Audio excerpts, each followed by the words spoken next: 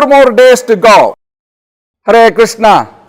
Srila Prabhupada ki jai, Srida Mayapur ki jai, Temple of Vedic Planetarium ki jai. 4 more days to go for the grand celebration of Nrsimha Chaturdasi, who had come from the pillar. This is the pillar which he had come to protect the devotees, to protect Prahlad and protect all the devotees of the organization. There are 3 purposes why we install Nrsimhadev: to protect the movement, to protect the gurus, and to protect the devotees.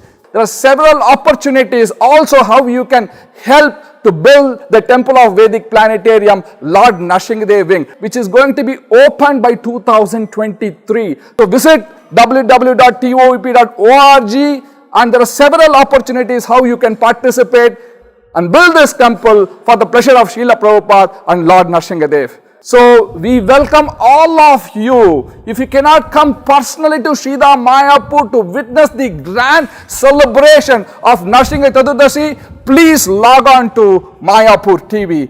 Everything is broadcasted. Let us get roaring on this Nrsimhadev grand festival. Thank you all very much. Hare Krishna.